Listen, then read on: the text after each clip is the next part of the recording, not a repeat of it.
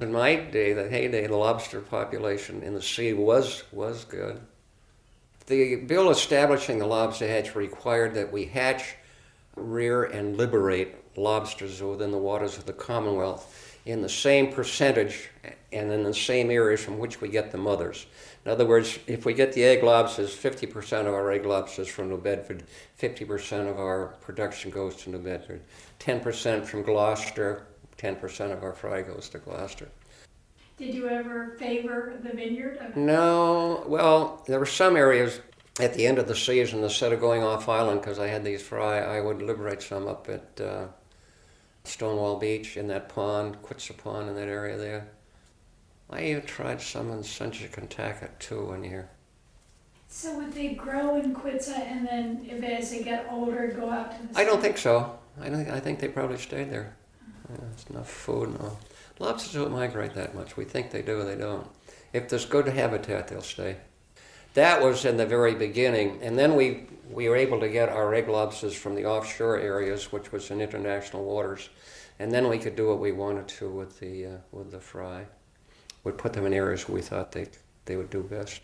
In Massachusetts, from the main line down to Rhode Island line. No, and he's just thinking that there are two of us. That was the staff. We had no graduate students. There's no such thing as graduate students in marine biology. And we had to keep it going. We had to do the plumbing and the piping. This was John Sullivan's. I'll tell you a great story about my friend John Sullivan. He was a big, burly Irishman. One particular time in the summertime, the lieutenant governor and his wife and friends, another husband and wife, came down, not on an official visit, but they came to the Lobster Hatchery. And so I was describing how the lobsters mate and how the female will gently roll over and the male will mount her and all that. And I said, John can get them to mate when I can't. And John was a kind of a guy who would sort of hide in the background. And I noticed the two ladies taking off towards John. And John could see it, so he'd moved around behind tanks so they couldn't get to him. So one woman went in the corner, John. One of them says, Mr. Sullivan, Mr. Hughes says you're able to get lobsters to mate when he can't. What do you do different? I said, oh, Jesus. He says, I strip to the waist and tell them dirty stories. Oh, God. I never thought that would come out of John. I love that story. I strip to the waist and tell them dirty stories.